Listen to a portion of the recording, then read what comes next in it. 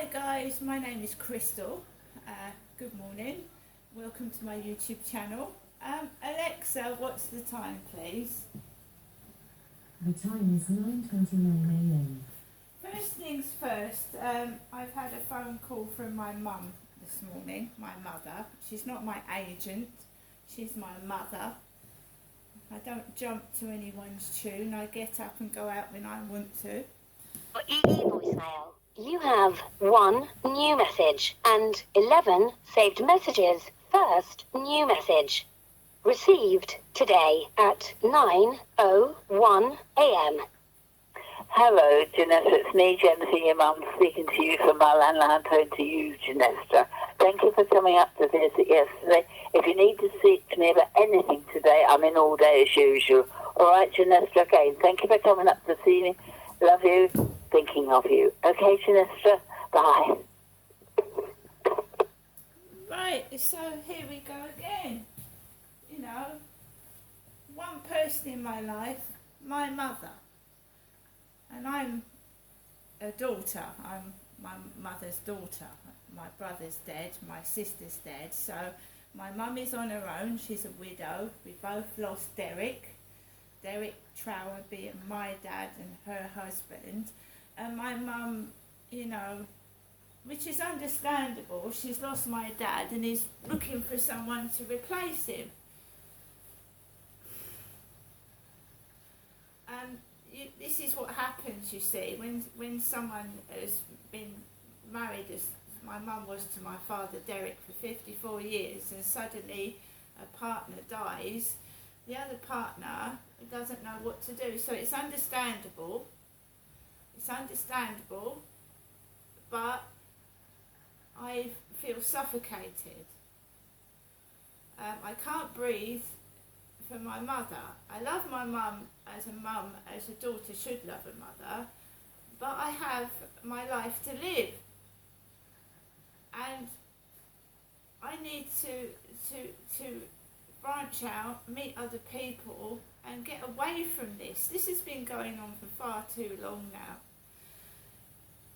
So I have got videos on YouTube from 2009 when my dad was taking me to caravan parks and keeping control of me, and I wasn't allowed to breathe, I wasn't allowed to have a boyfriend. My dad controlled my every move. So you've got videos of me dancing to Lady Gaga in caravans while my dad was asleep in bed in the morning, and I had a little bit of time before he woke up and he started walking me to places and stuff.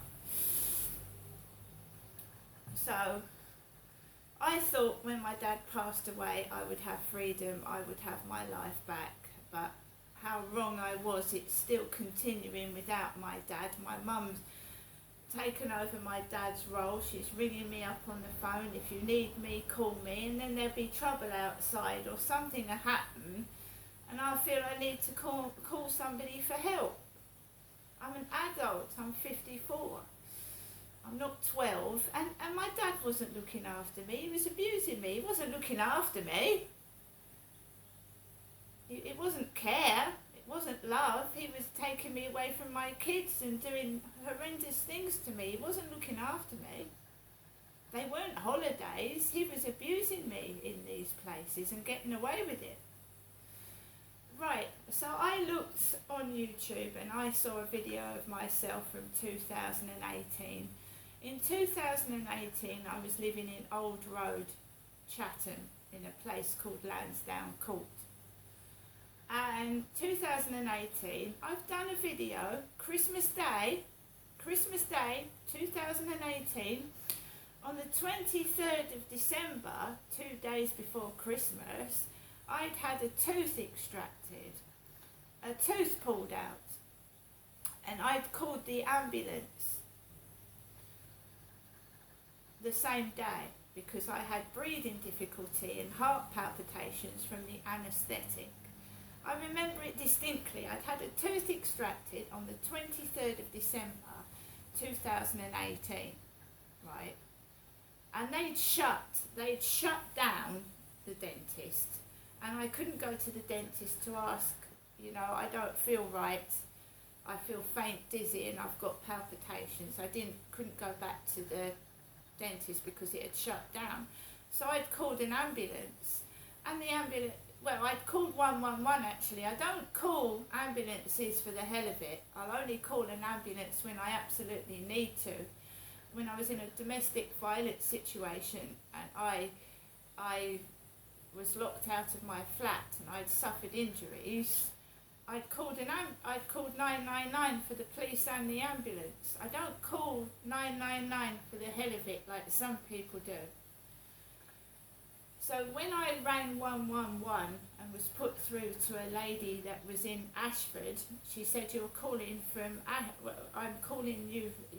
I'm speaking to you from Ashford," she said. I've got a relative in Ashford, a blonde relative in Ashford.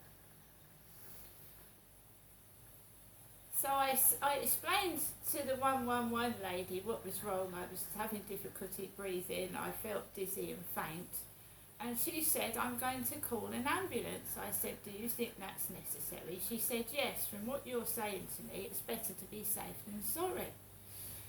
So I thought, fair enough.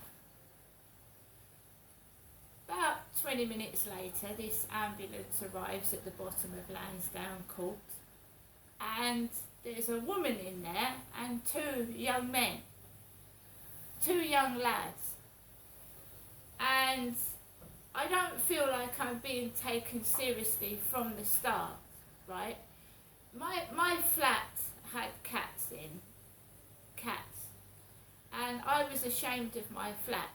I will let anybody in this flat, I'm not ashamed of it. You've seen the police come into this flat. But I was suffering from horrific facial injuries and pain since 2015. And I was ashamed for people to come into my flat at Lansdowne Court. So I'd struggled down the stairs to get to this ambulance. Got into the ambulance, and these two lads, they were my son's age, they must have been in their 20s, and they were students. They were like student paramedics. They had it on the back of their backs. Student paramedics, and they said, "Miss Marshall, what have you come here for today?" I said, 111 called the ambulance. I said, "I didn't call it. They said that they thought I needed an ambulance. What's happened?"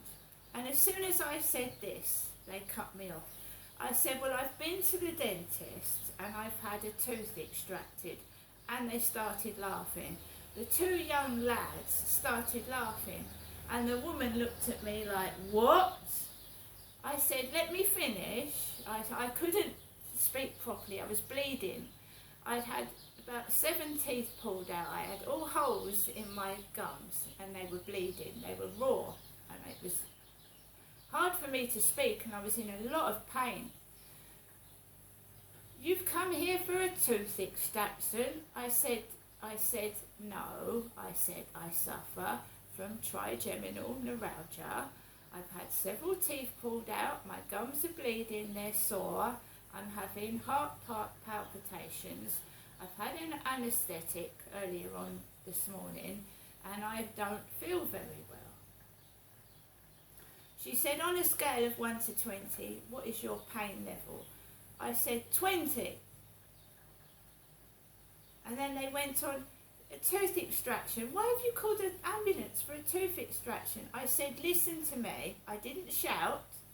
I said, "Listen to me." I said, "I'm in pain. I'm having heart palpitations. I didn't call the ambulance. 111 did. Don't have a go at me." So the woman in the green paramedic uniform, long black hair, ponytail, said, "I'm walking out of this ambulance." She said, "I'm not being spoken to like that by you." I went, "I haven't shouted, I've just explained. I've not shouted, I've not sworn, I've just explained. I'm in pain." And she left me with these two young lads, and they asked me to take my top off so that they could do an ECG. So the female left me in the back of the ambulance with two young lads in their 20s, trainee paramedics, and they were pulling my top down, putting these things on my chest. Like they do, you know, when they're doing an ECG. They saw that I was a woman and had breasts. They then asked to look in my mouth, and all my mouth was bleeding. I had teeth missing. I had about 6 or 7 holes, all red. All my mouth was swollen and bleeding. And they went, your ECG is normal. I went, is it? I went, fair enough. They went, there's nothing we can do here. And they said, what's the number of your dentist? What's the number of my dentist? I said, I don't know offhand. So they said, give me the name of your dentist. I went, Ashley Lupin Dentist, Railway Street. They rang the dentist up. The dentist had closed for Christmas. And then they said, right, trigeminal neuralgia, let's look that up. And it's serious. Trigeminal neuralgia is the suicide disease. You're in pain, extreme pain. I wasn't being taken seriously. I was being treated like I was a fool. Then they rang 111 up from the back of the ambulance. By then the horrible woman had come up, the bitch, the bully, she'd come back into the ambulance. And they rang 111 up and this bloke answered. My name is Fabio. Fabio, Miss Marshall, what is wrong? Do you have palpitations? And that's exactly how the voice sounded. Yes, Miss Marshall, my name is Fabio. Fabio, are you having heart palpitations? I went, yes, that's right. Well, there's nothing the ambulance crew can do for you. They can't give you pain relief. They can't give you anything. I think I'll make an appointment for you to see out of hours. You go to Medoc at the hospital. So this ambulance could have taken me to hospital because it transpired that I needed medication. I did need medication. I was in agony. Right, I was in agony. Pain over 20, in agony, and they'd left me. And it was like some porn thing. It was like some porn set. I was there with my top down, my boobs hanging out. 2 young lads in the back of the ambulance laughing. She's called an ambulance for a tooth extraction. And this woman, it was like a funny scenario. Never heard of seen of anything in my life. I know in previous occasions I'd had fucking trouble with hospitals, even when I was married, and my ex-husband had trouble as well. We were taken the piss out of and not treated properly on several occasions for the whole family. So Fabio says, I've made an appointment for you to go to Medoc. You go to Medoc at 9 o'clock in the evening in the pitch black. They could have taken me to the hospital in that ambulance and I could have gone and waited outside Medoc. They didn't take me back to my flat. They didn't help me up the path. They drove off. I got upstairs and the pain was getting worse and worse and worse. I wanted to bang my head all over the wall. It was so bad. I was almost screeching, and they'd left me. And I waited 3 hours in agony, and I walked. I didn't take a taxi. I walked in the pitch black 2 days before Christmas up to the Medway Hospital, and I walked back, and I got home at midnight. I was walking around to find a late night chemist in the pitch black near Canterbury Street in Gillingham. That's how I get treated. That's why I don't give a fuck. I don't care. I'm treated like I'm a piece of scum, and I don't give a fuck if I swear. Sorry, I don't. They are evil. Pure evil. So back to today, I'm going to the library. My mother has rung, obviously, to jeer things up a bit, possibly make me a bit angry, and it starts, out the window and down the road, because I want to go out to the library and get out of this flat, out of prison, you see. And they would do everything to try and annoy you. You really wouldn't want to be me. Anybody that thinks my life is easy, it's not. It's not easy being at home all day in prison. I can't go out. It's like the theatre set follows me down the street. You've got really nasty... I've had glass bottles thrown in front of my feet by the railway station. 2 drunks threw a glass bottle right near me. I've almost been run over. Things go on that shouldn't. And it's like a soap opera, like Coronation Street. You walk down the road to go to the co-op and Kim would go, I need a big cock. You know, she did. That's what she said to me one day. It's like porn mixed with comedy. Except it's not fucking funny. It ain't funny.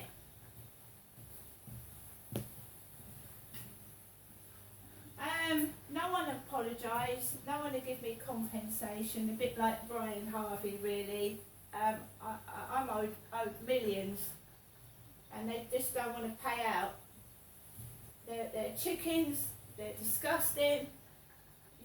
I'm now in my middle 50s. And they won't pack it in. And my mum is nearly 80. We're not porn stars, we're women. Battered women. We've been battered and abused. We're not toys to play with.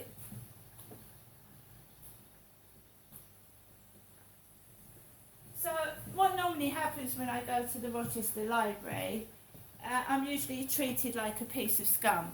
Everywhere I go, and I get used to it, I don't give a fuck. I just want to take my library books back, get that Levi Belfield book and bugger off, maybe get a few bits, and what happens in between, like just get out my way, leave me alone, and sod off. And that's how I feel every time I go out. I'm ready for it, ready for trouble. Because there usually is. They're holding on to their partners like there's no tomorrow, looking at me like, oh, you're on your fucking own, ha ha ha ha ha. And every day is a struggle, and it's terrible. But I don't give a fuck. Now, I've got the attitude now, I'm going outside, I don't give a fuck. You do what you want, dress up like a fanny, look like a cunt, and get out of my way, because I'm not interested. That's how that Charlie was sent to me. They did that, they thought that was funny. They have their little bits of fun where they think they're going to get something out of me, then the door gets shut in their fucking face and they fuck off with nothing. I'm going to get on with the rest of my day, right? As long as they fucking hide the truth, hide it under the carpet, don't pay me what they owe me, don't apologise, I'm going to make it really hard for them. See you later.